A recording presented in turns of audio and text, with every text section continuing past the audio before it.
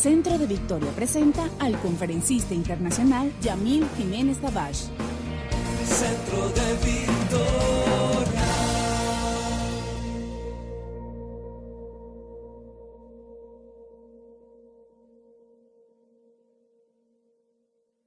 Estamos hoy para empezar la cuarta sesión, o la quinta, ya la cuarta sesión de una serie que empezamos, ya vamos para un mes, estamos cumpliendo hoy, sobre cuáles son las bases, cuáles son los rudimentos, qué creemos realmente, en qué basamos nuestra fe, ¿es superstición, es fanatismo, o hay algunos argumentos bíblicos, lógicos, racionales, que nos puedan ayudar a nosotros a ubicarnos? ¿Qué creemos? ¿Por qué lo creemos?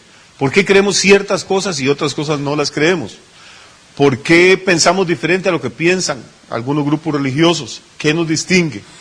No para sentirnos que somos mejores que nadie, ni superiores a nadie, sino simplemente, pues, muchas veces las personas creen cosas y no saben ni por qué las creen. Decíamos en una de las primeras reuniones que la mayoría de las personas en América Latina son católicos romanas o son protestantes. ¿Por qué son católicos? Sí, porque mamá era católica y abuelita era católica y bisabuelo era católico, pero nunca sacamos un día para sentarme a pensar por qué soy católico yo. Y no nos ponemos a pensar, bueno, yo soy católico porque nací en América Latina. Si hubiera nacido en Arabia Saudita, probablemente sería musulmán. Si hubiera nacido en la India o en Bangladesh, seguramente estaría adorando a los 2000 o 3000 dioses de los hindúes. Y me parecería que yo estaba en lo correcto. Y el musulmán piensa que él está en lo correcto, y el testigo de Jehová sostiene que él está en lo correcto. Y cada grupo, o cada persona que está integrada a un grupo religioso, está 100% persuadido o persuadida de que su grupo tiene la verdad. ¿Por qué? ¿Porque se detuvo a pensarlo, a analizarlo? No, porque alguna figura de autoridad, un pastor, un sacerdote, un rabino, un maestro o alguien desde pequeñito le dijo, usted está en la verdad, y todos los demás están equivocados. Yo creo que nosotros no debemos de caer en esa trampa. Citábamos una reunión de estas a Descartes, que fue un filósofo y un matemático francés, que dijo que uno debía empezar por cuestionárselo todo, hasta la existencia del universo, a ver si no era que lo estábamos soñando. Y a raíz de ahí él empezó a construir un sistema de pensamiento. En las iglesias se acostumbran a decirle a la gente que no piense, solamente crea, no piense, no pregunte, puede ofender a Dios, puede blasfemar. ¿Cómo va a ofender usted a Dios por usar el cerebro que Dios le dio?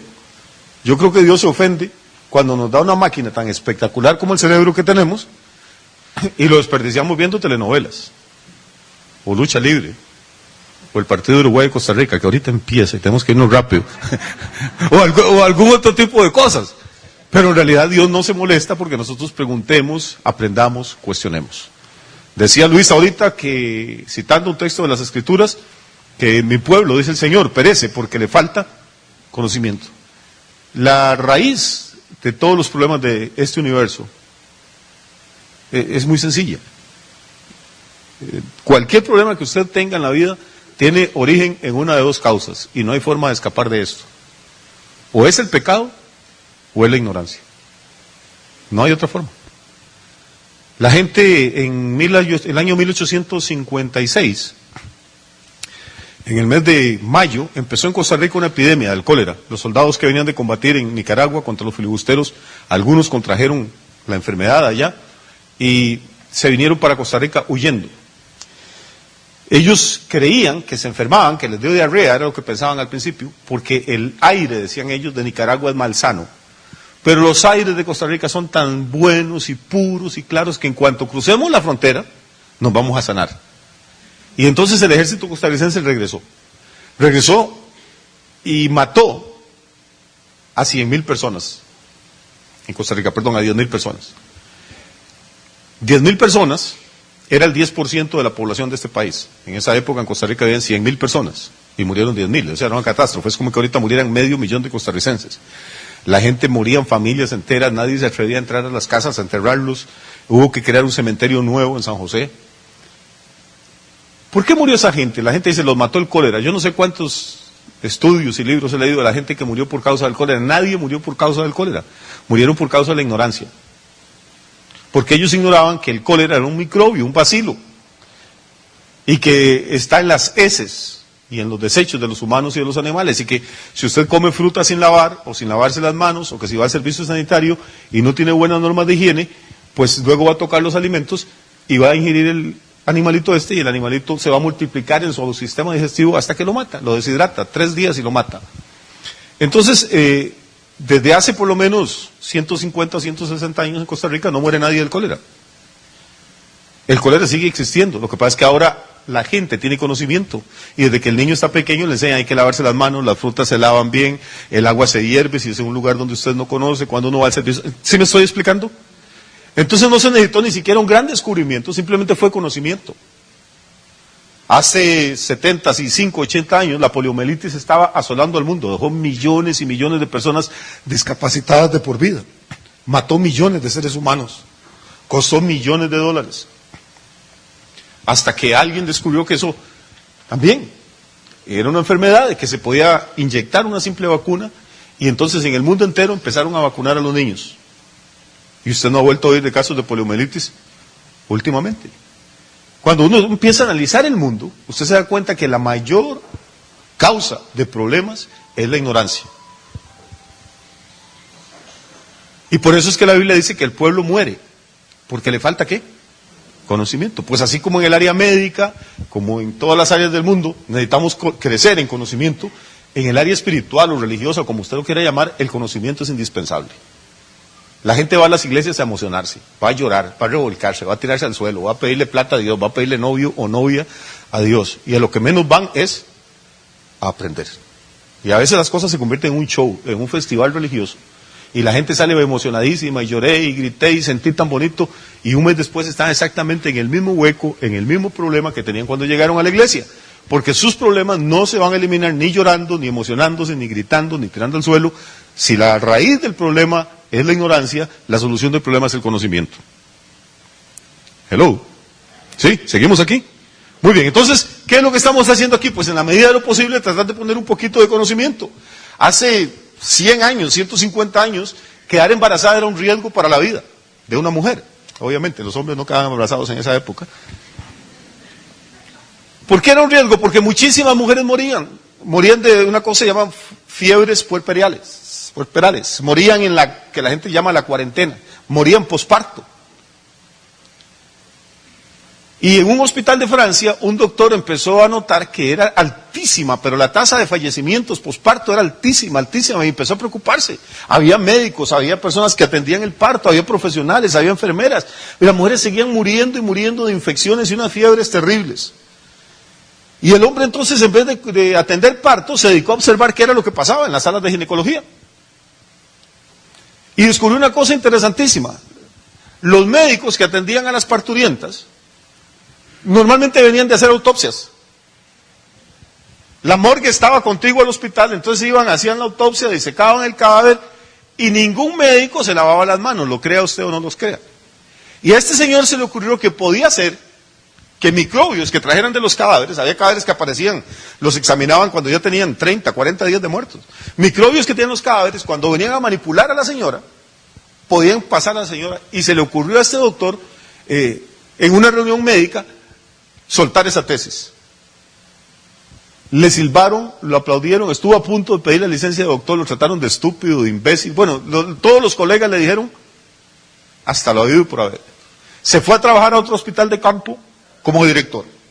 Y entonces le pidió a todos los médicos y personal paramédico que trabajaba ahí, que por favor, antes de atender a las señoras, se lavaran las manos con agua, jabón, se desinfectaran y luego las atendieran. Y adivine qué.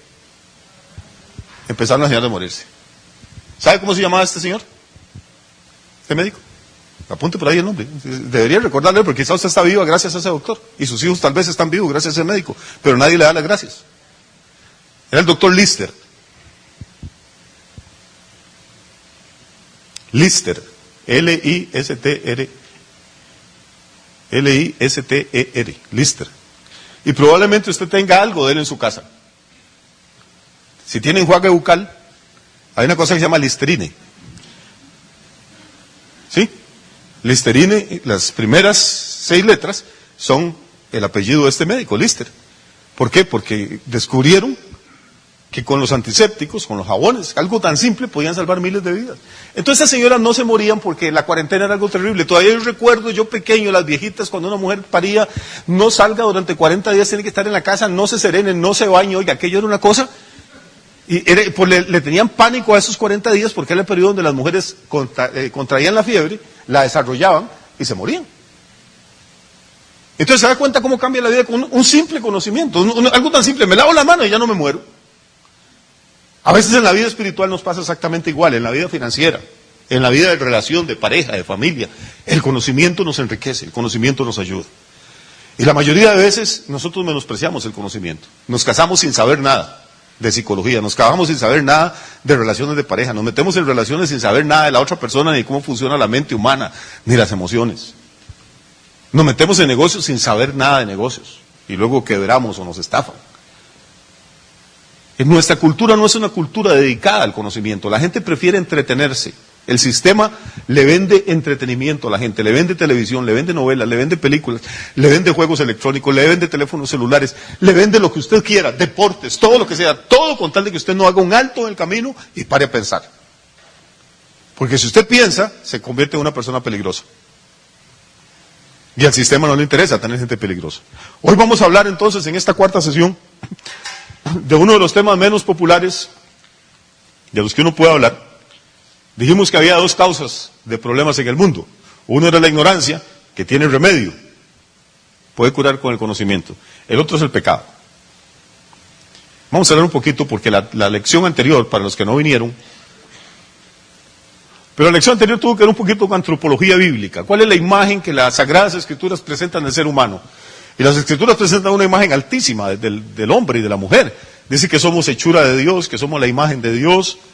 David dijo una vez, pero ¿quién es el hombre para que pienses en él? Lo has coronado de favores, de honra, lo has hecho poco menor que los ángeles. O sea, la Biblia tiene un concepto muy, muy, muy alto de lo que es ser hombre, de lo que es ser mujer. Pero cuando uno mira alrededor y ve cómo vive la gente, cómo vive el mundo, cómo está la sociedad, uno dice, bueno, si esto es la imagen de Dios, estamos fregados. ¿Cómo será la del diablo? No, en serio, cuando gente que uno conoce y gente que lo ve y uno ve que hacen y dicen cosas y se comportan de esta manera, uno dice, caramba, qué mal que estamos. Hay un problema, más allá de la ignorancia, es el problema del pecado. Ahora vamos a hablarlo, enfocarlo de un punto de vista un poco diferente a lo que ustedes estaban acostumbrados. Esta noche aquí hay evangélicos, hay personas de diferentes iglesias, hay católicos, hay personas que no van a ninguna congregación. No nos interesa porque no venimos aquí a hablar de religión. Estamos tratando de exponer, repito, qué creemos nosotros en Centro Victoria, Ministerios Casa del Banquete, con respecto a algunos temas fundamentales. Respetamos profundamente a las personas que creen de otra manera. No venimos aquí a pelear. Es simplemente una exposición de nuestras razones para creer de cierta manera. El pecado es uno de los misterios más grandes con los que nos enfrentamos. Y es un misterio universal, porque todos tenemos que ver con él. Todos pecamos o somos afectados por el pecado, por el nuestro y por el de otras personas, pero es imposible vivir en el mundo sin ser afectado negativamente por el pecado. El problema es, ¿qué es el pecado? El pecado es mucho más profundo, mucho más grande, mucho más terrible que lo que enseñan en las iglesias. Entonces yo voy a ir muy despacio esta noche, muy despacio. Cada iglesia tiene su lista de pecados favoritos. En algunas iglesias es pecado que las mujeres vistan con pantalones, en otras iglesias es pecado que las mujeres se corten el cabello, en otras es pecado que el hombre se deje crecer el cabello, en otras es pecado maquillarse, en casi todas es pecado emborracharse, en casi todas es pecado adulterar, en otras es pecado tener santos o imágenes de santos o de vírgenes en el templo, en otras es pecado no tenerlo. En algunas iglesias, por ejemplo, los mormones, si usted toma Coca-Cola es pecado, si toma café es pecado. Imagínese, yo estaría... Para los adventistas del séptimo día, si usted come chicharrones, es un pecador empedernido. Entonces, para un judío, si usted come camarones, está casi que condenado al infierno porque no tienen aletas. Y solo se pueden comer mariscos si tienen aletas. Entonces, es complicado el tema. Depende de la cultura donde usted nazca. Para alguna gente las cosas son pecado y otras no. Nosotros creemos que en la cultura nuestra, que es de América Latina, las cosas que desde pequeñitos nos enseñaron que son pecados, creemos que esos son pecados universales, pero no. En realidad no. En cada cultura, en cada país, en cada religión, en cada grupo, la gente tiene un concepto distinto de lo que es lícito o no es lícito, de lo que es pecaminoso o lo que no es pecaminoso. Y Dios, el Dios con el que estamos tratando, no se mete en las tonterías de nosotros, en lo que yo pienso que es pecado, lo que usted piensa. El pecado de la Biblia es otra cosa completamente diferente. El pecado en la Biblia no es un acto, es un estado. Y voy a ir muy despacio porque yo sé que no es fácil, pero como todos trajeron libreta y lápiz y el cerebro conectado, vamos a correr un poquito.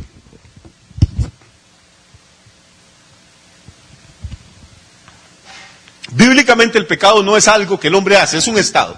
Es un estado en que el ser humano entró, es un estado de independencia, de rebelión, de desconexión de Dios.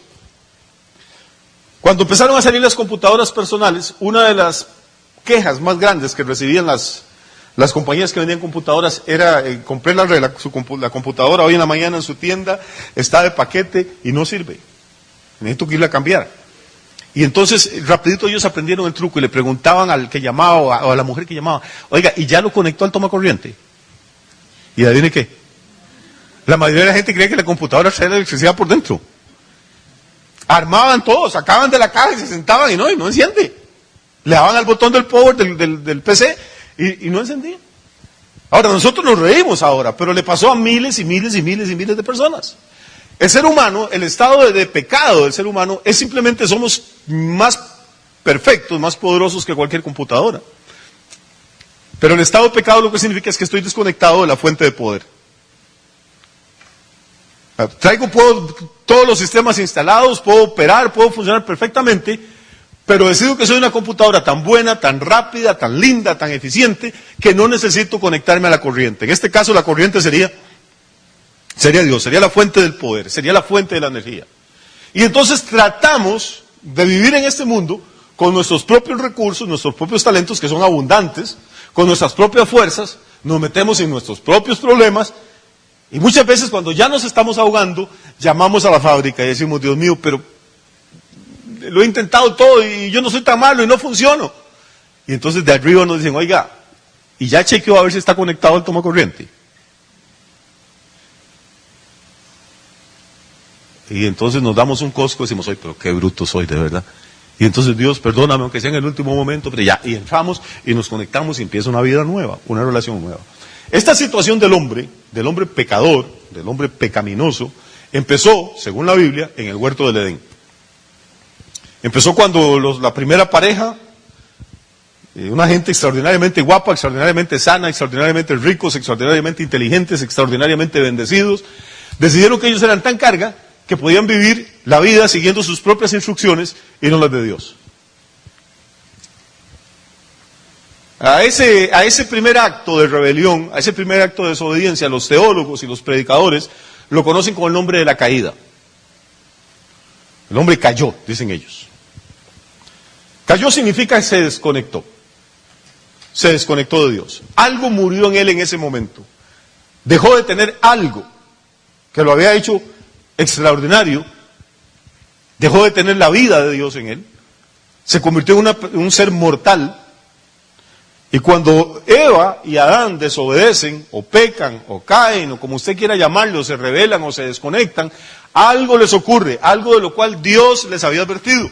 Les dijo, no me desobedezcan, no coman de aquello, porque el día que lo hagan ciertamente morirán. Antes de ese momento, y por favor póngame atención porque esto es clave para llegar a lo que nosotros entendemos. Antes de ese momento, en este planeta no existía la muerte, nada moría. Ni los vegetales, ni los animales, ni los seres humanos, nada fue creado para morir. La muerte en la Biblia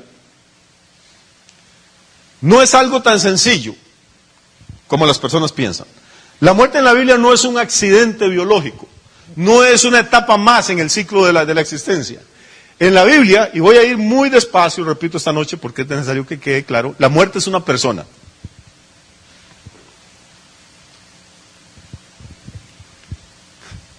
Es una persona, espiritual, pero es una persona. Para decirlo de alguna forma, es un ángel caído. Para decirlo de otra forma, es un demonio. Para decirlo de otra forma, es un demonio más poderoso que el mismo Satanás. Nada más para que vayan pensando con quién estamos tratando. La muerte es algo profundamente espiritual. De hecho, una de las cosas que dice la Biblia es que cuando Dios va a destruir a todos sus enemigos, uno de los últimos que va a destruir se llama el anticristo. Otro de los últimos que va a ser un ser humano que va a gobernar este planeta. Otro va a ser Satanás, que es el príncipe de este mundo, el Dios de este siglo. Pero lo que dice Pablo es, y el postrer enemigo que será destruido, ¿sabe qué es postrer? El último. El último enemigo que será destruido, dice Pablo, es La muerte, o sea que Satanás va a ser destruido antes que la muerte. Imagínense la clase de poder que puede tener este animal. Y la muerte, ese ángel poderoso, ese ángel demoníaco, ese ángel rebelde, ese ángel caído, no tenía acceso a este planeta. No podía venir aquí, no podía entrar. Cuando Dios le advierte a Eva y a Adán, no coman del fruto de ese árbol, porque el día que ellos coman, ciertamente, o sea, indefectiblemente, sin lugar a dudas, van a morir. Lo que Dios está diciendo, tengan cuidado. Yo los puse a ustedes en el huerto, aquí en el planeta, para que lo cuiden y lo guarden. ¿Lo guarden de qué? Si aquí no había enemigos. Es que había afuera alguien que quería entrar. Y Adán y Eva tenían las llaves, ellos eran la autoridad en este planeta. Cuando deciden que van a vivir la vida como a ellos les parece, y no como Dios dice, lo que hacen es usar la llave y abren la puerta. Y entonces entra a este planeta la muerte. Y la muerte afecta a todos, no es solo las plantitas, ni los animalitos, ni la mascota que se nos murió, ni el pariente, ni el papá, ni la mamá. La muerte afecta a las estrellas, a las galaxias, a las montañas, los mares, los ríos, todo lo que está en este planeta está sujeto ahora al poder de la muerte. Esa es la naturaleza del hombre caído. Un ser que fue creado para vivir eternamente. Yo no sé si usted lo sabe, yo no soy experto en citología ni nada por el estilo. No sé si usted lo sabe, pero su cuerpo tiene miles de millones de células que se renuevan cada día. Usted se muere un poquito cada día. Todos los días se le muere un poco de células. Y todos los días le nacen otro poco de células.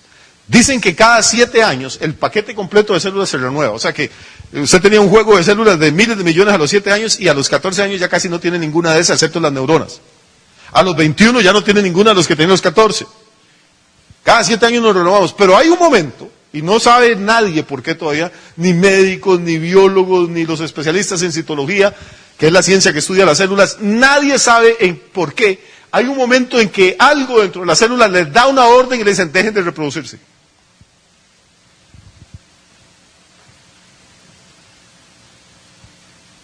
Y de ese momento en adelante agarramos la bajadilla. Entra uno en la edad de que, ay, qué raro, a mí antes no me dolía la cintura, que, ay. Empiezan a aparecerle canas, la carne le empieza a parecer más dura y es que los dientes están más suaves. Le empiezan a pasar una serie de cosas y no importa si usted va al gimnasio, no importa si toma vitaminas, no importa si toma reconstituyentes, no importa si se inyecta, lo que haga, no hay forma de pararlo. Los científicos no han podido parar este proceso. Se teme que sea irreversible. Hasta ahora no ha habido nadie que logre vivir para siempre. Hay libros, hay novelas, hay historias. No sé si leyeron El retrato de Dorian Gray, de Oscar Wilde. Es un tipo que hizo una especie de pacto, ahí pintaron un retrato y él nunca se envejecía. Bueno, léanlo después, ahí les queda de tarea, es muy bonito. Y no es un libro muy extenso. Muy bien. Entonces el pecado no fue que Adán se emborrachó. Es que el evangélico cuando le hablan de pecado, solamente piensa en borracheras o adulterios. Adán no podía adulterar porque no había ninguna otra Eva por ahí, no había Eva 2. No, tal vez no era porque era muy fiel, después no había con quién. No podía emborracharse porque no había bares abiertos. No podía drogarse. Todo lo que nosotros llamamos pecado, en realidad son consecuencias del estado pecaminoso del hombre. Lo que llamamos pecado en las iglesias son actos. Pero lo que Dios está mirando no necesariamente actos, está mirando que el hombre es un ser caído. Por eso hay personas que aunque nunca adulteren y nunca se emborrachen y nunca asesinen a nadie, igual necesitan salvación. Porque decía que el pecado es un misterio, pero que es un misterio universal. La Biblia dice no hay justo ni aun uno. La Biblia dice porque todos pecamos y estamos destituidos de la gloria de Dios. ¡Qué fregado! Y usted dice, pero a mí no me metan en ese saco. ¿Cómo van a meter a mí ahí con los criminales y los borrachos y las prostitutas y los narcotraficantes? Amigo, es que usted está cegado por una moral religiosa, católica o evangélica. Usted cree que usted es mejor que los demás. Pero Dios no. Dios dice que a partir de Adán, algo entró a este mundo. Y ese algo fue como separar el cable del tomacorriente, el enchufe del tomacorriente. Y la máquina se murió. Yo tuve un estudiante francés en mi casa, de intercambio, y el tipo se bañaba como cada 15 días y lavaba la ropa él como cada mes. Cuando lavaba eran unos cerros de ropa. Y un día tenía yo una lavadora toda vieja y llegó y aterró toda la ropa vieja de él en la lavadora y la conectó. Y como a la media hora llegó asustadísimo a decirle a mi esposa, le dice, la máquina se murió. No sé si la lavadora murió del asco o de la sobrecarga, Pero ¿qué dijo la máquina? Se murió, no podía decir lavadora, la máquina se murió. Y entonces lo que le pasó a Adán fue algo más o menos parecido, la máquina se murió. El cajón de la lavadora siguió ahí, se veía por fuera blanca, tenía la tapa, todo eso le funcionaba, pero la razón para la que la lavadora fue creada ya no funcionaba. Entonces la gente lo ve a usted me ve a mí, yo lo veo a usted, los veo guapetones, cachetones, colorados, bien vestidos, guapas, bonitos, saludables, los veo corriendo, los veo en bicicleta, los veo haciendo negocios. La lavadora por fuera está genial, pero el propósito para el que fuimos creados, que fue para vivir para siempre, ya no va a funcionar. Hagamos lo que hagamos, puede hacer todas las dietas del universo, puede hacer todo el ejercicio que quiera, puede tomar todos los medicamentos que quiera. Hay algo dentro de nuestro organismo, algo dentro de nuestro ser que no estaba antes y que de pronto un día, al día que menos cuenta nos damos, estamos tal vez jugando fútbol, o estamos viendo televisión, o durmiendo, leyendo, y de pronto ese día una de las células hace clic y le dice a las otras muchachas, de aquí en adelante ya no se multipliquen más. Y empezamos entonces un periodo de deterioro, que era lo que veíamos hoy hace 8 días. Pablo dice, nuestro hombre exterior, nuestro tabernáculo terrestre, se deteriora de día en día. Y eso es inevitable. Entonces vamos dándonos cuenta que el pecado es un asunto un poquito más serio de lo que la gente piensa. Porque le voy a decir una cosa, usted puede haber sido borracho, va a alguna iglesia y o Alcohólicos Anónimos y deja de tomar, pero no va a parar el proceso de muerte que hay dentro de usted. Puede haber sido drogadicto, viene a una iglesia, el Señor lo liberta de la adicción a la droga, pero no va a parar, igual se va a morir. Hay algo más allá de lo que la gente llama vicios y pecados que está operando dentro de nosotros. Eso Pablo le llama la ley del pecado y la muerte, porque van juntas. Porque la Biblia dice que la paga del pecado es muerte.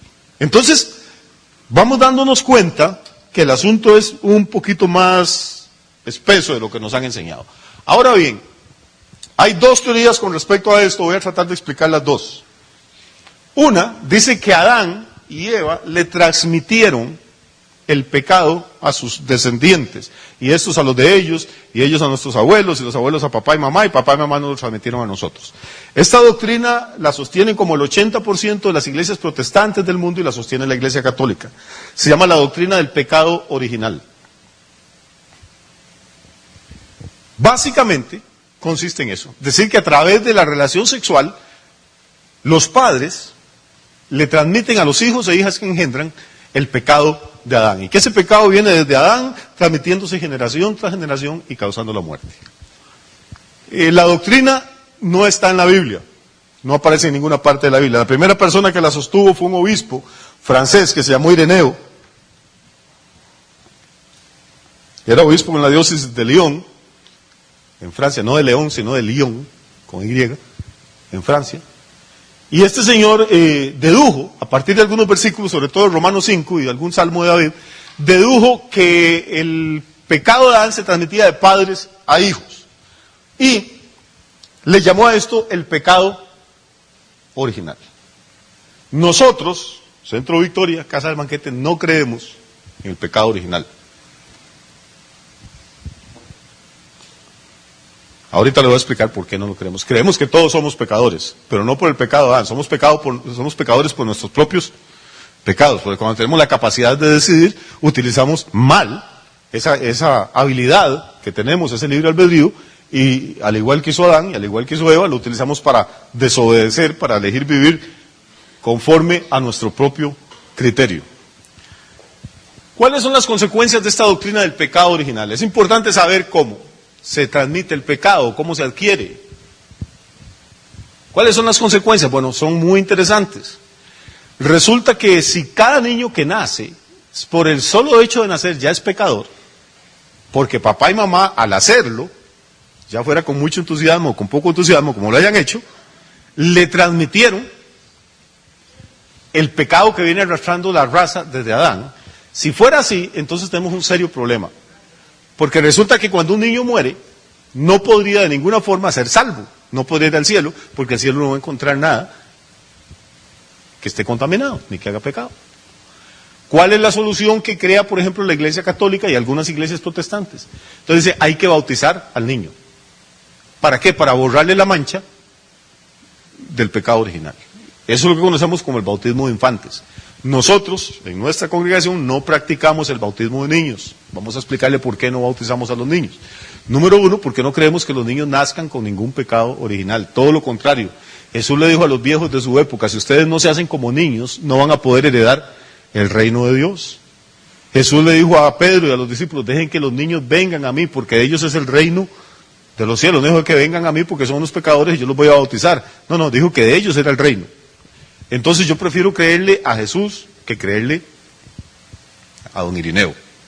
Más o menos allá por el año 400, después de Cristo, en un lugar de África que se llamó Cartago, de donde viene el nombre de nuestra ciudad, ese Cartago era la capital de un imperio, del imperio de los númidas, y ahí vivió, en una ciudad cartaginesa, vivió un hombre llamado Agustín, lo conocemos como Agustín de Hipona. La Iglesia Católica lo canonizó, lo declaró santo, maestro, y Agustín tomó la doctrina esta de Ireneo, de que sí, uno nace siendo pecador.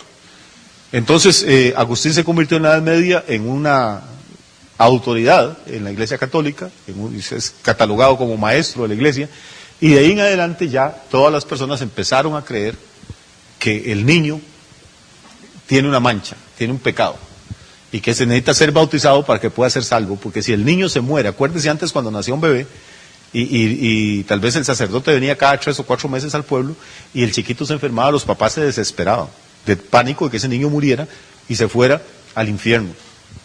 Después alguien decretó que no, que el niño no había hecho como nada tan malicísimo para ir al infierno, pero no podía entrar al cielo porque tenía la mancha del pecado original, entonces tenía que ir al purgatorio. Pero luego alguien dijo que no, porque el purgatorio también era muy duro, porque aunque no era eterno, pero era tormento y era castigo. Entonces inventaron un cuarto lugar. Ese cuarto lugar se llamó el limbo. ¿Recuerdan? Entonces el limbo era un lugar donde supuestamente iban los niños que morían sin bautizar. Hace como 15 o 20 años un papa dijo que no, que eso era mentira, que ya no había, que nunca había ido al limbo, y entonces ahora no sabemos qué hacer con ese montón de carajillos que se habían muerto antes porque ni entraron al cielo, ni podían ir al infierno, ni hay purgatorio, y ahora dijeron que no había limbo. Entonces es complicado el asunto.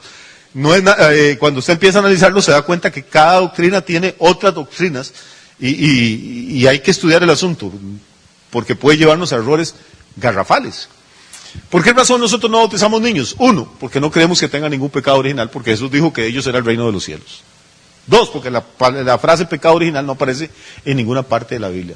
3, porque la Biblia dice que los hijos no morirán por el pecado del padre, ni los padres por los pecados de los hijos, sino que cada uno morirá por su propio pecado. 4, porque bíblicamente, según el Nuevo Testamento, hay 2 requisitos para que una persona se pueda bautizar o se bautice. Y los 2 requisitos son tan claros que no necesitan ni mucha explicación. Uno de los requisitos lo puso el Señor Jesús. Dijo, vayan a todas las naciones y prediquen el Evangelio. El que creyere y se bautizare será salvo. Hay una secuencia cronológica. Vea, el que creyere primero y se bautizare.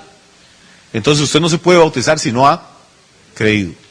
Mis sospechas es que un niño de 15 días, de 22 días de nacido, no puede creer en el Evangelio. No puede creer en nada, no entiende nada. Entonces no puede bautizarse porque no ha creído. La otra condición, previa al bautismo, la puso el apóstol Pedro. En el libro de los Hechos, capítulo 2, le dijo a los judíos de su época, arrepiéntanse y bautícese cada uno de ustedes en el nombre del Señor Jesucristo. Pero note la secuencia cronológica. 1, arrepiéntanse. 2, bautícense. Usted no se puede bautizar si no se ha arrepentido. No se puede bautizar si no ha creído en el Evangelio. La pregunta mía es, cuando a usted lo bautizaron, cuando tenía 1 mes o 40 días, ¿en qué creía? ¿Se acuerda bien? ¿Y de qué se arrepintió ese día? Bueno, entonces no está bautizado, bíblicamente.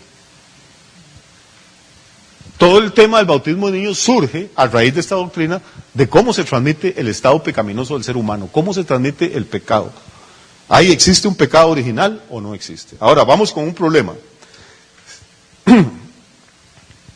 La doctrina bíblica que nosotros sostenemos es que no hay un ser humano que no haya pecado. Todos somos pecadores, somos hermanos en el pecado.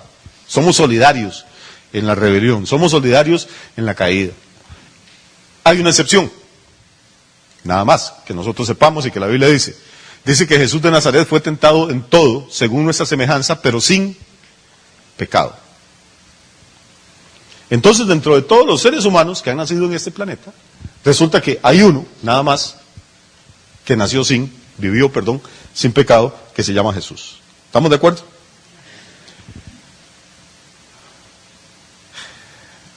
Hay un problema. Hay un problema. ¿Cuál es el problema? Si el pecado lo transmiten las madres cuando dan a luz al hijo, el pecado original, entonces ¿cómo hizo Jesús? Porque Jesús nació de mujer, María tuvo un parto, después de 9 meses, parto normal. Entonces, para cubrir ese hueco que hay en la doctrina, inventaron otra doctrina. Es un dogma que se inventó en el siglo XIX y se llama el dogma de la Inmaculada Concepción. Entonces, el dogma de la Inmaculada Concepción es un papa que dijo, bueno, que María había sido concebida sin pecado original. Entonces, eso no está en ninguna parte de la Biblia. Es nada más, la gente no entiende por qué repite esto y por qué lo piensa y por qué lo cree y no se da cuenta que es un truco teológico para cubrir un hueco que queda en la doctrina del pecado original. Entonces, si la madre, al dar a luz al hijo, le transmite el pecado original y Jesús vivió sin pecado, entonces, ¿qué pasó con la doctrina del pecado original? Entonces, solo hay una forma y es que María tampoco haya tenido pecado original. Por eso dicen que fue concebida sin pecado. Me voy explicando, ya están confundidillos. Dese cuenta cómo una doctrina va arrastrando a otra y cómo hay que hacer un hueco para tapar otro al final. Y la gente feliz, bueno, que Dios le reveló eso al Papa y el Espíritu Santo, y ahora todo el mundo tenemos la fiesta de la Inmaculada Concepción, tenemos todas las cosas que se dedican a esta cosa. ¿Qué es la Inmaculada Concepción? Significa que cuando el papá y la mamá de María tuvieron relaciones sexuales, no le transmitieron el pecado a María. Pero entonces, eso le pone nada más otro eslabón a la cadena. Entonces ahora necesitaríamos que el papá y la mamá de María no fueran inmaculados. Y que los abuelitos de María, y los bisabuelitos de María, y los tatarabuelitos de María, y llegaríamos a que Adán y Eva fueron inmaculados también. Pero como la gente prefiere ver lucha libre que pararse a pensar, entonces simplemente lo que le dicen, lo acepta a pie juntillas. Entonces no es que nosotros tenemos el capricho de que no creemos en el pecado original, es que no podemos creer por una serie de razones bíblicas y lógicas que te llevarían a cometer una serie de errores. Pero sí creemos que todos los seres humanos somos pecadores. Yo soy pecador no porque culpa de mi papá, ni de mi abuelo, ni de Adán. Soy pecador porque cuando tuve uso de razón tomé mis propias decisiones equivocadas, la mayoría de ellas probablemente, y que esas decisiones iban en contra de todos los principios bíblicos, y yo tengo que asumir mi propia responsabilidad. Usted nunca va a madurar como ser humano si vive echándole la culpa a su papá, a su abuelito, a que abusaron de mí cuando era pequeñito, a que mis papás eran muy pobres, mi mamá era muy mala. Tarde o temprano en la vida tiene que crecer y decir, yo soy el dueño de mi destino, yo tengo que tomar las riendas de este caballo y no importa de dónde vengo, lo importante es para dónde voy. Tengo que empezar a tomar decisiones correctas y hasta aquí he tomado decisiones equivocadas. Mientras pasemos culpando a otros, yo veo gente que está trabajando a mediodía batiendo mesas y empieza, ay, qué desgraciado, por culpa de Adán está uno en estas carjadas, por culpa de Adán que Dios le dijo, te lo maldijo y le dijo, te ganas el pan con el sudor de la frente. ¿Qué culpa de Adán? Tal vez si hubiera estudiado estaría usted en una oficina con aire acondicionado y no estaría maldiciendo a Adán. Pero cuando sus compañeros estaban estudiando, usted andaba jugando de malo y de listo. Entonces, mientras yo no deje de echarle la culpa a Adán y empiece a decir, yo soy responsable por mi propia vida, no voy a poder caminar. Cuando uno se siente responsable de su propio pecado, entonces usted puede venir cara a cara donde Dios y decirle, Dios, he metido la pata no una vez, la he metido. Es más, no quiero ni hacer números, quién sabe cuántas veces he desobedecido, he sido rebelde, he sido ignorante, he sido pecador, pero por favor ten misericordia de mí.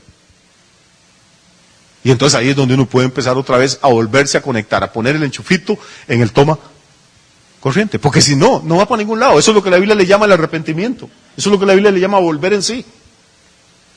La Biblia tiene la historia de un muchacho, un hijo que se fue de la casa del padre, que tomó una serie de malas decisiones, que se arruinó, que fue de trabajo malo a trabajo peor, hasta que terminó cuidando cerdos, que es una ocupación inmunda para los judíos.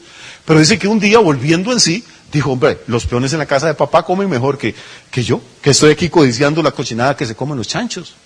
Yo voy a hacer una cosa, yo me voy a levantar y voy a ir a la casa de mi padre. Él no empezó a decir, mire, yo estoy aquí cuidando chanchos por culpa de mi hermano, que nunca me quiso, porque papá es viudo y como yo crecí sin mamá, entonces si hubiera tenido cariño materno, tal vez. No empezó con todas las cosas que empezamos nosotros. Dijo, yo me levantaré, yo voy a ir, yo estoy mal y yo quiero estar bien, y punto. Eso es todo.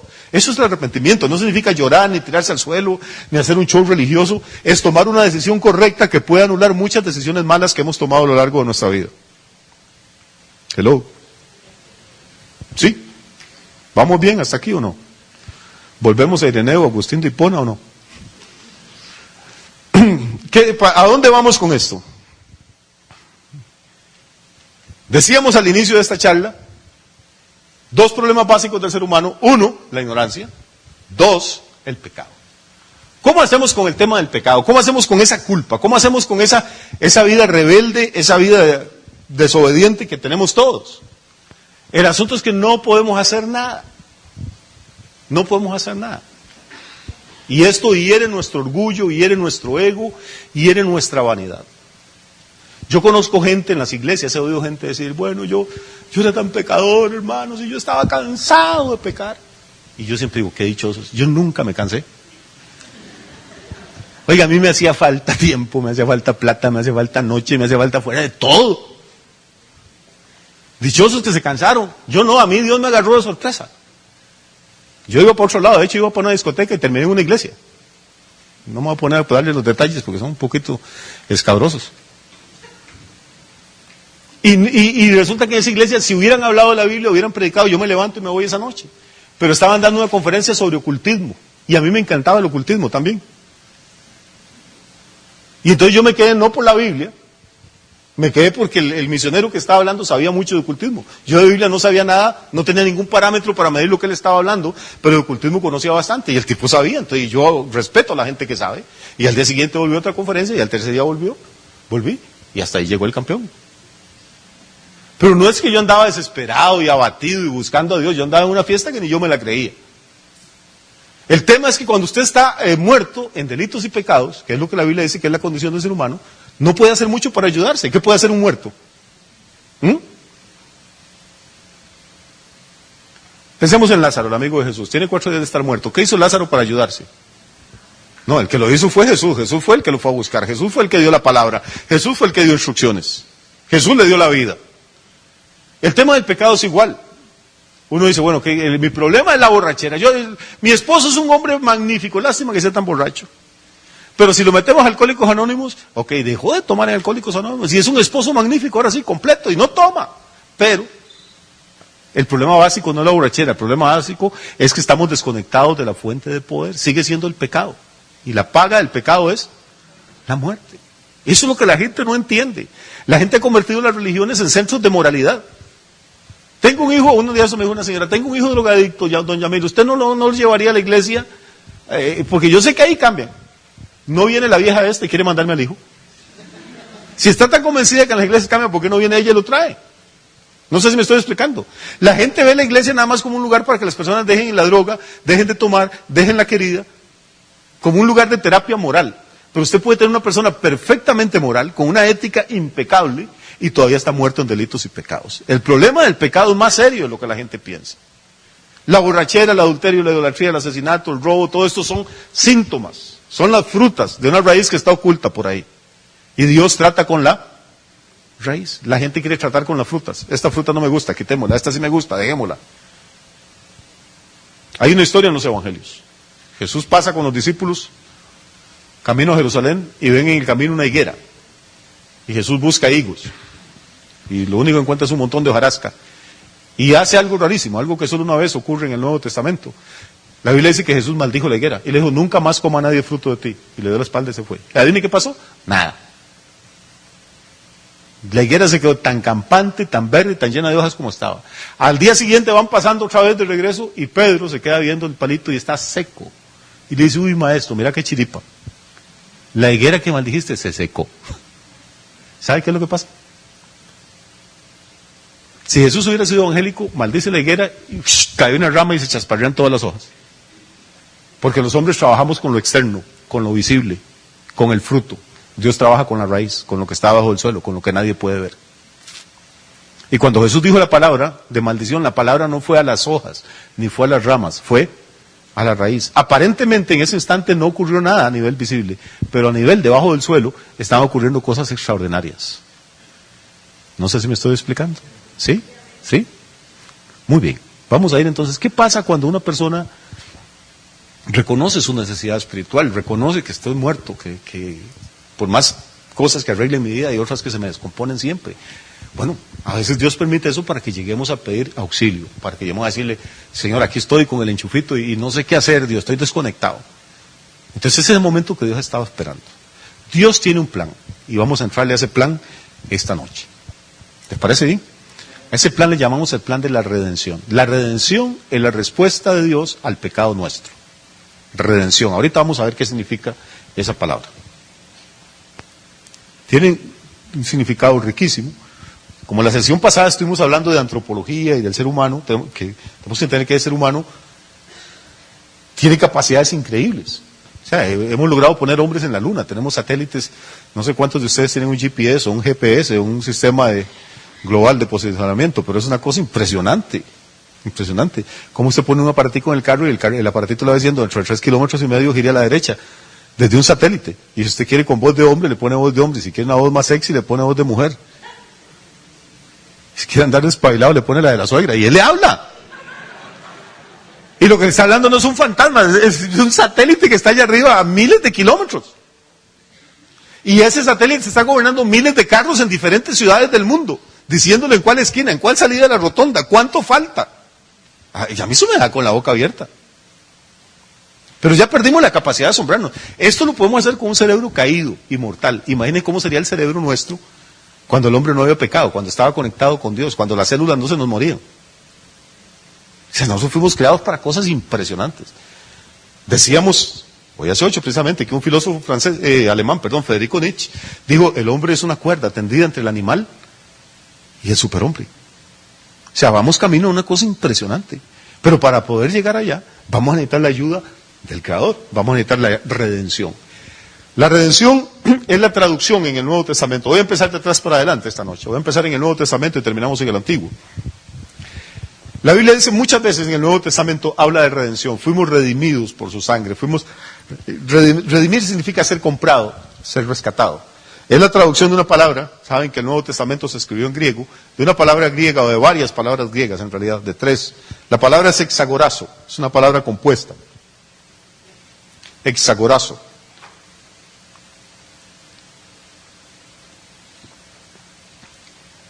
Tenemos la palabra ágora, el sufijo aso y el prefijo ex. Vamos a ir despacito, si entendemos la palabra vamos a entender mucho de la doctrina. Ágora, A-G-O-R-A, esa es la palabra clave. El sufijo, que es la partecita, la que ponemos detrás de la palabra, es azo, A-Z-O. Y el prefijo, que es la partecita que ponemos adelante de la palabra para armarla, es ex. Cuando esas 3 partículas aparecen juntas en el Nuevo Testamento, entonces leemos hexagorazo. Y siempre que aparece hexagorazo se traduce por redimir, por rescatar. ¿Qué significaba hexagorazo? Tal vez para nosotros tenemos la palabra y no significa nada. Vamos a empezar en el centro, entonces, en Ágora. ¿Qué era el Ágora? Todas las ciudades griegas o helénicas o de cultura griega tenían el lugar más importante, se llamaba el Ágora. El Ágora era, digamos, el centro cultural, el mercado, la plaza pública, el lugar donde los oradores daban sus discursos, el lugar donde los políticos daban sus informes, el lugar donde los generales traían a sus soldados victoriosos. Era el corazón de la ciudad. Ahí la gente compraba, vendía, aprendía, enseñaba, hacían vida social. El Ágora era clave en toda ciudad de cultura griega. Pero el Ágora también tenía su lado triste. Como era un lugar de comercio, el Ágora era el lugar donde se vendían los esclavos y las esclavas. Entonces había columnas de mármol o de piedra, con argollas y con cadenas.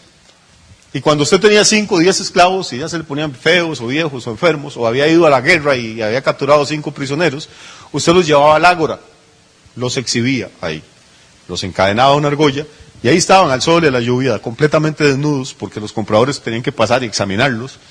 Y entonces usted estaba ahí, la gente llegaba, le abría la boca, le abría los dedos para ver si tenía todos los dientes. Era una cosa penosa, humillante. Había niños, niñas, mujeres. Tal vez hablaban otro idioma, tal vez venían de otra cultura. Ahí tenían que estar. Podían pasar días o semanas hasta que alguien los comprara. No sabían quién los iba a comprar, no sabían a dónde los iban a llevar, no sabían si la persona que los compraba iba a ser un amo bueno o alguien que los iba a matar o a torturar. No se sabía nada. Podían comprar a las niñas para venderlas en los prostíbulos, podían comprar a los niños para vendérselos a los prostíbulos de varones. Era una cosa terrible estar en el ágora. Era un lugar de vergüenza, de esclavitud, de humillación, de temores, de sufrimientos. Aso, que es el sufijo de esa palabra, es una terminación verbal. Es un poquito complicado de traducir al castellano, pero ágora es un sustantivo, es una cosa, un lugar. Aso le da una connotación de verbo, de acción. Y ex significa sacar o extraer. Usamos esa palabra ex para muchas cosas. Entonces, cuando juntamos las tres palabras, exagorazo, lo que quiere decir es sacar a alguien, traerlo fuera del mercado de esclavos. Y ya vamos a ver que tiene un significado interesante entonces. Cuando usted en la Biblia lee redimir, en cualquier versión, las evangélicas o las católicas, los dos grupos tienen traducciones excelentes de la Biblia. Cuando usted lee la Biblia, cualquier versión que la lea y encuentre la palabra redimir, recuerde que está traduciendo el vocablo exagorazo. Y exagorazo lo que significa es comprar a alguien para sacarlo del mercado de esclavos, quitarle los anillos, quitarle las cadenas, ponerlo en libertad, quitarle la vergüenza. De ahora en adelante usted no va a estar al sol, a la lluvia, va a tener una casa, lo vamos a alimentar. Ahora, cuando usted era esclava y tenía 15 o 20 años y era bonitilla, no duraba mucho en el mercado de esclavos. O si usted era un hombre de un pochetón de unos 20 o 30 años y tenía una espaldota así como para jalar sacos, sobraba quien lo compraba para llevárselo a trabajar. El problema es cuando uno estaba viejo, o enfermo, o hecho una desgracia, o tenía un defecto físico. Y entonces, ¿quién iba a pagar nada por uno? ¿Quién lo iba a comprar? No sé si me estoy explicando. O sea, ¿quiénes se iban más rápido? ¿Quiénes encontraban la libertad más rápido? La salida del ágora. Después, la gente joven, la gente bonita, la gente inteligente, la gente que puede hablar varios idiomas, la gente que puede hacer trabajos fuertes. ¿Quiénes se quedaban ahí y nadie daba una peseta por ellos? Los enfermos, los viejitos, De vez en cuando aparecía alguien lo suficientemente misericordioso y con plata, porque no bastaba con pasar y decir, uy, pobrecito ese viejito, lleva 19 años, había amarrado. No bastaba con decir pobrecito, había que tener el billete para ir donde el dueño del esclavo y decirle cuánto vale fulanito. Y entonces se lo daban a uno y usted podía decirle al tipo, mire, la verdad como para trabajar usted no me sirve, como bonito no está, inteligente no parece mucho, ya no debe nada, yo pagué lo que usted valía, tome, váyase para algún lado o véngase para mi casa. Eso significa exagorazo, librar a alguien del mercado de esclavos, cambiarle el destino.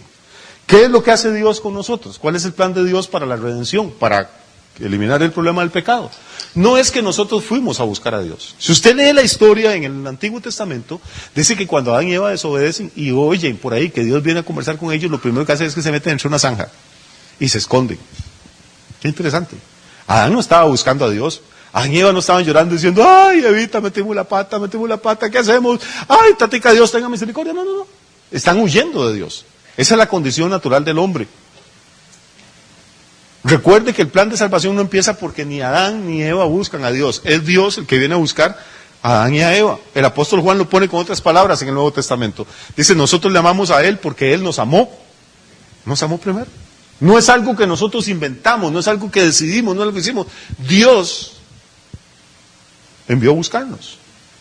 Usted dice, no, pastor, usted está equivocado. Y era que yo desde muy jovencita, yo tengo estas cosas por las cosas del cielo, esta vida espiritual que me hace... ¿Y cuántos años tiene usted, hermanita? 80 ya. ¿Y quiere que le diga una cosa? El Padre la mandó a buscar a usted hace 2000 años. Mandó a Jesús a buscarla. Así que no fue usted la que empezó, que haya empezado cuando tenía 3 meses de nacida. No fue usted, siempre la iniciativa la tomó. La tomó Dios, ¿entendemos? El plan de redacción, el plan del hexagorazo, no es un plan de una religión, no es que lo inventó un pastor o un sacerdote. Esto nació en el corazón de Dios. Es Dios el que toma la iniciativa. Ahora, resulta que hay que pagar un precio, hay que pagar un rescate. El dueño de los esclavos no los va a dar así de fácil. Usted puede sentir mucha lástima, Jesús podía sentir un montón de compasión por la gente, sí, pobrecitos, ¿cómo sufren? Sí, pero sufren, pero aquí están en el mercado de esclavos. ¿Por qué estoy metiendo el mercado de esclavos en este cuento? Porque hay dos textos bíblicos. Uno dice que el que es vencido por uno se convierte en esclavo del que lo venció. Y otro dice el que le hace pecado, esclavo es del pecado. Si somos pecadores, entonces somos esclavos. Eso nos mata el ego, nos mata el orgullo, nos mata la autoestima. Yo esclavo, toda mi vida he hecho lo que me da la gana. Sí, ese es su problema, por eso es que es esclavo. A mí nadie me dijo que te va a hacer. Ese es su problema, por eso es que es esclavo. Entonces éramos esclavos, estábamos en el ágora. ¿De qué tamaño era el ágora? Del tamaño de todo este planeta. Porque donde quiera que hubiera un hombre o una mujer, había alguien que estaba esclavizado por el pecado. ¿Qué es lo que hace Jesús cuando se encarna? Pues viene y se mete al ágora, se mete al mercado de esclavos. Ya no es el Dios allá, espíritu, viviendo en la eternidad, en la gloria, en los cantos. Ahora vive entre los pecadores, entre los borrachos, entre los adúlteros, entre las prostitutas, entre los resentidos, los envidiosos, los amargados, los murmuradores. Y ve la condición de ser humano y siente compasión. Y entonces, Él quiere liberarnos, quiere pagar el precio. ¿Qué es lo que pasa? ¿Cuál es el problema? La Biblia dice que la redención de la vida de un hombre no se logrará jamás. Es de gran precio y no se logrará jamás ni con el oro o con la plata. El Nuevo Testamento dice, Cristo nos redimió. Eso es lo que dice la Escritura. Dice, Cristo nos redimió, o sea, nos exagorazó. No con cosas corruptibles, como el oro o la plata, sino con la sangre preciosa del Cordero, sin mancha y sin contaminación. Uf. ¿Cuál fue el precio entonces para sacarnos del mercado de esclavos? Había que pagar un precio de sangre, no con cosas que se pudren, no con oro, no con plata, sino con la sangre preciosa de Cristo, como de un cordero sin mancha y sin contaminación. Por eso, amigo, es que ninguna buena obra lo puede salvar a usted. Por eso es que ninguna religión lo puede salvar, por eso ninguna filosofía lo puede salvar, por eso ningún partido político lo puede sacar del mercado de esclavos. Porque la redención, el exagorazado de la vida de un ser humano, es de un precio tan alto que no se puede lograr jamás. Y jamás con oro, o con plata, o con cosas corruptibles, sino solo de una forma, con la sangre preciosa de Cristo, como de un cordero sin mancha y sin contaminación. Esa es la razón por la que nosotros en nuestras congregaciones no le cantamos a ningún santo, no le cantamos a ninguna religión, no le cantamos a ningún hombre, no le cantamos a ninguna mujer, excepto a Jesús. Porque eso es lo que va a haber en el cielo. La Biblia dice que cuando lleguemos al cielo, en el cielo todos los redimidos, millones y millones, de todas las culturas, de todos los idiomas, van a estar cantando. Y la canción de ellos dice, al que nos amó, y nos lavó de nuestros pecados con su sangre, y nos hizo reyes y sacerdotes para Dios, su Padre.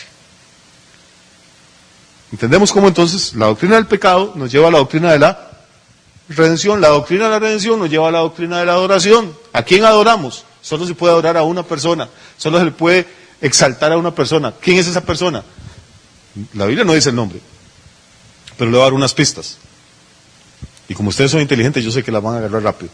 Dice, al que nos amó y nos lavó de nuestros pecados con su sangre.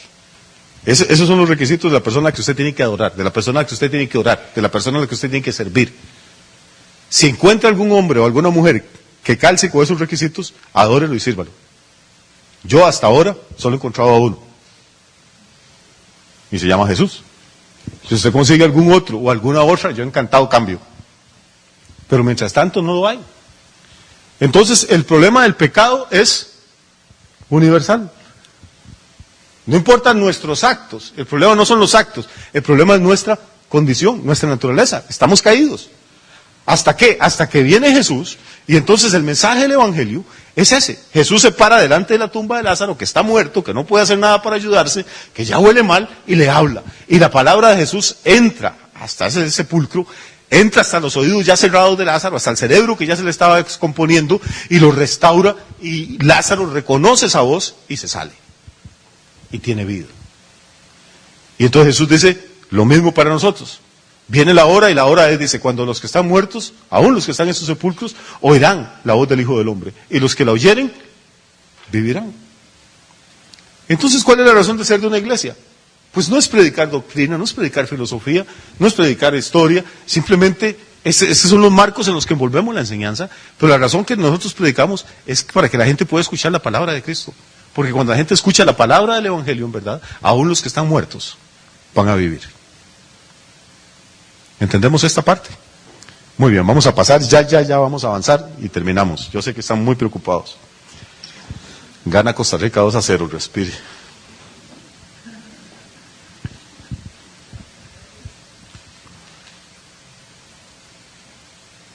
En el Antiguo Testamento también se habla de esta doctrina. En el Antiguo Testamento la palabra es otra. El Antiguo Testamento, recuerden que se escribió en hebreo, la gran mayoría, unas partecitas muy pequeñas en arameo, pero básicamente todo el Antiguo Testamento está en hebreo. En el Antiguo Testamento hay una doctrina que se llama la doctrina del Goel. Para ustedes que están tomando notas, Goel es G-O-E-L. G de jato, O-E-L. Vamos a explicar qué es el Goel, porque si lo entendemos, vamos a quedar muy claros con esto esta noche.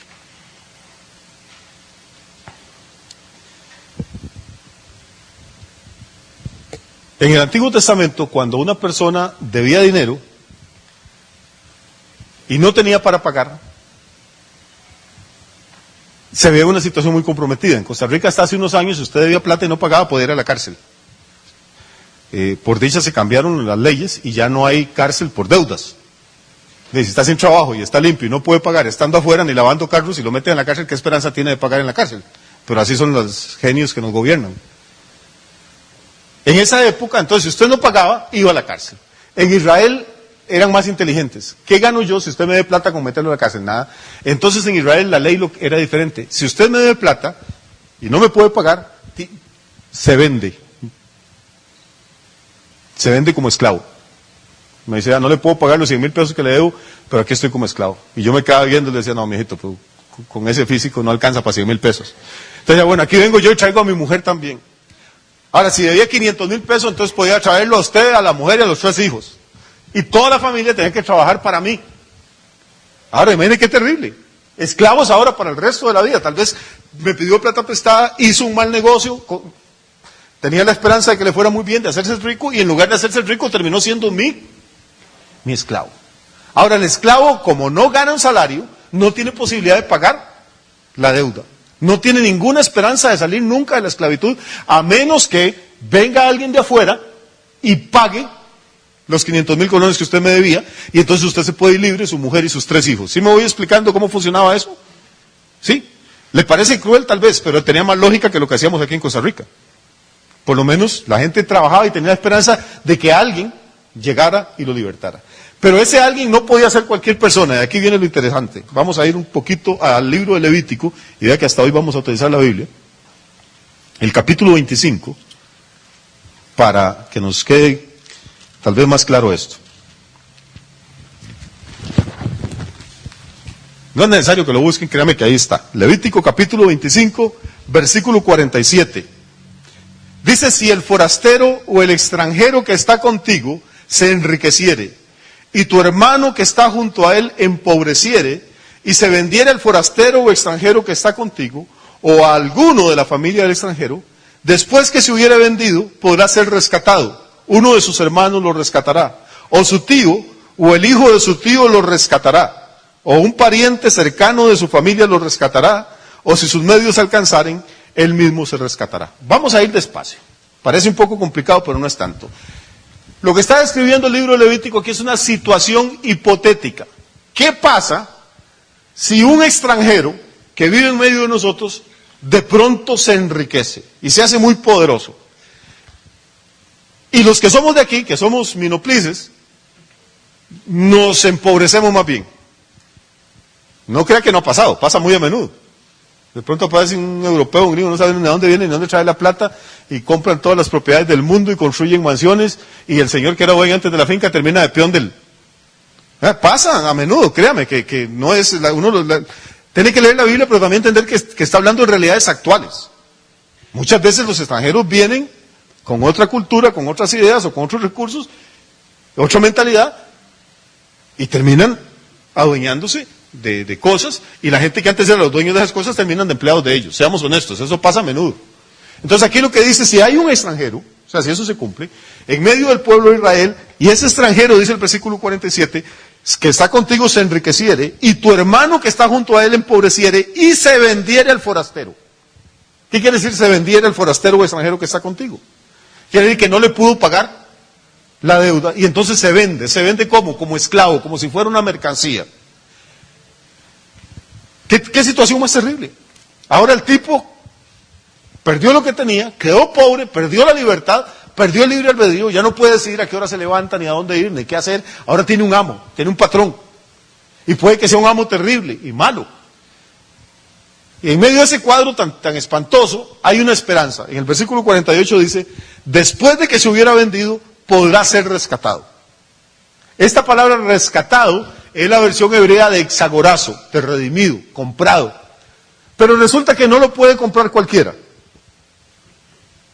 La persona que lo compre tiene que tener algún requisito. ¿Cuál es el requisito? Versículo 48 y 49. Dice, podrá ser rescatado, su hermano lo rescatará, o su tío, o su pariente, o alguien de la familia. No puede ser alguien extraño.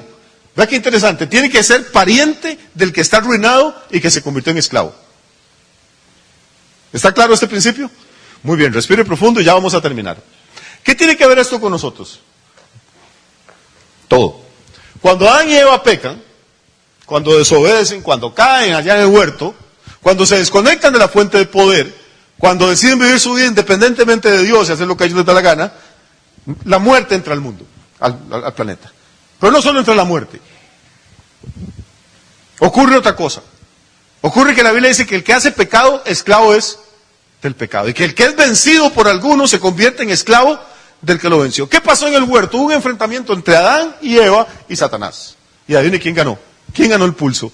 ¿Quién ganó la lucha de voluntad? La ganó Satanás. Satanás venció. Y el que es vencido por alguno se convierte en esclavo del que lo venció. Entonces Adán y Eva, que eran ricos, que eran los dueños de este planeta, no había nadie que se los disputara, que eran los dueños de todo el oro, de todos los diamantes, de todo el petróleo que había en el planeta, todo era de ellos. De pronto se convierten en esclavos. Y tienen un patrón, un amo terrible, se llama Satanás, que no es esa cosa roja y con rabo y cachos que pintan ahí. Eso también es un ser espiritual, poderoso, malvado, inteligente. Y resulta que los hijos que tiene un esclavo con una esclava, ¿sabe qué tienen? Son esclavitos. No es el pecado original, es que nacemos en una condición de esclavitud. Entonces, este planeta se llenó de hombres y mujeres que eran esclavos. Y todo el planeta se convirtió en un ágora gigantesca, en un lugar donde los esclavos eran exhibidos, maltratados, humillados, no tenían ninguna esperanza. Ahora Dios podía estar allá en el cielo y ver lo que estábamos sufriendo y se le podía partir las entrañas y decir, ay, pobrecitos mis chiquitos, ay, qué terrible, qué diablo más malo, uy, mire lo que le está haciendo. Y uno dice, pero si Dios es todopoderoso, ¿por qué no le hizo así al diablo en la nariz y lo mató de una vez y ya se acabó el problema? Resulta que no nos podía redimir cualquiera. El Goel, el Redentor, no podía ser cualquiera. Había un requisito. Tenía que ser pariente nuestro. Por eso el ángel Gabriel no pudo venir a redimirnos. Por eso el arcángel Miguel no pudo venir. Por eso Jesús vino y se encarnó en el vientre de la Virgen María, tomó un cuerpo y vivió en este planeta, fue tentado, comió, lloró, sufrió, igual que todos nosotros. Para hacerse nuestro pariente. Y al hacerse nuestro pariente, Él tomó el derecho legal para poder pagar el rescate. No con oro o con plata, sino con su sangre preciosa. Vamos viendo ya como el plan es mucho más hermoso de lo que parece a veces. Esto, yo no sé si esto no lo emociona a usted, es que usted está muerto, póngase un estetoscopio. Pero a mí estas cosas me vuelan el cerebro. Imaginen qué cerebro de nosotros iba a poder inventarse un plan como esto. ¿Cuál religión va a poder inventar algo como esto? Esto solo pueden hacer en el corazón de Dios. Entonces Jesús viene y cumple con el requisito levítico, se hace nuestro hermano, se hace nuestro pariente, toma carne, hueso, sangre, sufre, se deprime, llora, se emociona, le da hambre, le da sed, siente dolor, es tentado. Nada más que Jesús hace algo diferente a todos nosotros. Nunca se desconectó del tomacorriente, nunca se desconectó de la fuente de poder. Él decía, yo no puedo hacer nada por mí mismo. Lo que el Padre me mandó a hacer, eso hago. Lo que veo hacer al Padre, eso hago. Llegó a decir cosas como esta. Dijo, yo no puedo hablar ninguna palabra por mi propia cuenta. No puedo hablar una palabra si el Padre que me envió no me la da para que él hable. Jesús es el hombre más poderoso que ha habido en este planeta. Multiplicaba los panes. Reprendía las tormentas. Y sin embargo es el hombre más dependiente que ha habido. Dijo, ni siquiera puedo decir buenos días si el Padre no me da permiso de que hable. Nosotros que no servimos para gran cosa, jugamos de súper independientes. Y por eso es que nos metemos en tanto lío. La mayoría de nuestros problemas la culpa no la tiene Satanás. Yo creo que el diablo pasa deprimido todo el tiempo diciendo, pues ya, no me acusen, pobrecito yo. Es que viera, pastor, lo que el diablo me hizo hacer. Madure, mijo. Yo iba para la iglesia, pero pasé por la cantina y olía unas bocas de chicharrón, pastor, Satanás es malo. Y yo me metí solo a comprar la boca, a veces lo juro, pastor, solo a comprar la boca, pero de pronto vi que estaban unas frías ahí que hasta que les salía la escarcha, y pedí una, y otra, y otra. Y los chicharrones estaban salados. Y cuando iba por la sexta, pastor, me acordé de usted y de la iglesia, pero dije, no, ya con este aliento a pico carraco, ni para qué voy, póngase la del zarpe. El diablo es malo, no, el diablo no es malo, madure. Acepte su propia responsabilidad, diga, fui yo, tomé una decisión equivocada. Quiero que Dios me ayude para no volverla a tomar. Y entonces empezamos a crecer como personas. ¿Sí me estoy explicando? Muy bien, ya terminamos. ¿Qué pasa entonces? Los esclavos no pueden tener ninguna posesión. Los esclavos son pobres por naturaleza. Entonces todas las riquezas que Dios puso en manos de Adán y Eva, todo ese planeta, pasaron a manos del nuevo amo, del nuevo patrón, de Satanás. Por eso cuando Satanás y Jesús se encuentran en el desierto, la Biblia dice que en una de las 3 veces que lo tentó allí, Satanás lo llevó a un lugar alto y le mostró todos los reinos del mundo y su gloria. Y le dijo, todo esto te daré si postrado me adorares, porque a mí me han sido dados y a quien quiero se los doy. Oiga, y Jesús no le discute. Vamos a analizar esta tentación rápidamente. Le muestra todos los reinos del mundo a Jesús y su gloria. Toda la riqueza, la belleza, el placer, el arte, la música, la sabiduría del mundo, todo. Y le dijo, todo esto es mío. A mí me han sido dados, dijo Satanás. Y Jesús no le dice, diablo mentiroso. Acepta, tácitamente, implícitamente acepta lo que el enemigo está diciendo. ¿Qué está diciendo? A mí me los dieron todo. ¿Cuándo se los dieron? Dios nunca le dio los reinos de este mundo a Satanás. Dios nunca le dio las riquezas de este mundo a Satanás. Dios nunca le dio la sabiduría de este mundo a Satanás. Dios se la dio a Adán y a Eva. Pero como Satanás venció a Adán y a Eva en el huerto, y el que es vencido por algunos se convierte en esclavo del que lo venció, entonces el esclavo no puede tener nada, vino con todas sus posesiones. ¿Entendemos lo que está pasando ahora? Por eso la Biblia de Jesús, se le llama en el Nuevo Testamento a Satanás el príncipe de este mundo, por eso le llama el Dios de este siglo. Eso es una crítica contra todos los sistemas políticos. Si el diablo es el príncipe de este mundo, no importa cuál sistema político o por cuál partido usted vote, todos van a colapsar porque están dirigidos por hombres caídos. Y eso es una crítica contra todo el sistema religioso de este mundo, porque si Satanás es el Dios de este siglo, no importa cuál religión tenga usted, al final de la cucurucha él es el que va a estar sentado. Por eso no es ni la política ni la religión la que pueden redimirnos, por eso tiene que ser la sangre preciosa de Cristo como de un cordero sin mancha y sin contaminación, porque Él es la única persona en la que Satanás no tenía nada. ¿Qué es lo que le da el poder a Satanás en la vida del ser humano? El pecado, la rebelión, la desobediencia. ¿Había pecado en Jesús? ¿Había rebelión? ¿Había desobediencia? No. Entonces Satanás no tenía ningún poder sobre él. Por eso cuando le fueron a tomar preso, Jesús le hizo una advertencia a Satanás.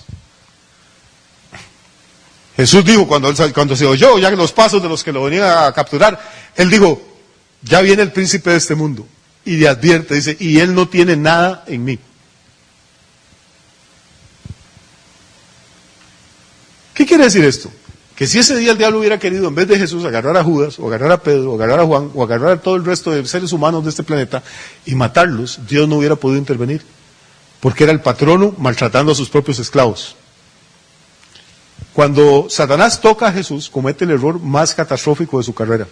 Tocó al único hombre que no le pertenecía. Tocó al único hombre que no tenía ni un cabello en su cuerpo, ni una palabra, ni un pensamiento que fueran de él. Todo le pertenecía al Padre. ¿Queda claro esto? ¿Están seguros que queda claro? Porque esto es extraordinario. Y cuando Jesús está muriendo en la cruz, y el diablo y los demonios y todo el mundo están aplaudiendo, diciendo, hoy ganamos, y se mandan mensajes telefónicos y whatsappazos y todo, y ¿dónde lo tenemos? No se dan cuenta que en ese momento están sufriendo su mayor derrota, históricamente. Por eso el Nuevo Testamento dice que Jesús triunfó sobre los principados y las potestades, y los despojó, dice, triunfando públicamente sobre ellos en el Calvario. Es extraño, la gente cree que Jesús triunfó el domingo de resurrección. No, hermano, Jesús triunfó el día que el diablo se atrevió a tocarlo, porque tocó al único hombre que le pertenecía 100% íntegramente a Dios, y entonces el juicio de Dios cayó sobre él. El diablo podía matar a toda la gente de este planeta, y Dios legalmente no podía intervenir, pero al tocar a Jesús, que era ajeno, que era libre, se convierte en homicida, y el juicio de Dios cayó sobre él. Entonces el plan de Dios, hermano, no solo nos saca del ágora, sino que también trae el juicio y la derrota sobre el que nos tenía maltratados en el ágora. Es un plan perfecto. ¿No les parece? De verdad que ningún ser humano puede inventar una cosa como estas.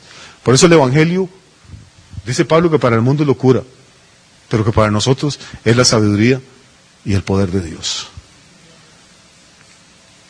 Yo podría seguir hablando esta noche, pero ya, yo creo que es suficiente. Si tenemos toda la semana para pensar en esto. Y amigo, amiga, eso es todo. Esa es la razón por la que nosotros no hablamos de religión, no nos interesa por cultura, por educación, hablamos de política, o de historia, o de filosofía, pero nada de eso nos puede salvar. Hay dos problemas en este planeta: la ignorancia y el pecado. La sangre de Cristo, el sacrificio de Cristo, nos limpian de pecado, nos sacan del ágora, nos vuelven a enchufar a la fuente de poder. Y no es que nos hacemos ni super santos ni perfectos, seguimos teniendo problemas, seguimos llorando, seguimos teniendo momentos difíciles como cualquier ser humano. Estamos en la carne todavía, pero ahora tenemos algo que antes no teníamos, tenemos esperanza. Tenemos la seguridad de que aunque nuestras células cualquier día digan que ya no se van a multiplicar más, el que le habló a Lázaro hace 2000 años nos habló a nosotros y puso una semilla de vida eterna dentro de cada uno de nosotros. Esa es la maravilla de la salvación. Nuestro cuerpo se va a poner viejo, se va a debilitar, se va a enfermar, se va a morir, pero lo que Dios sembró en nosotros, eso va a vivir por toda la eternidad.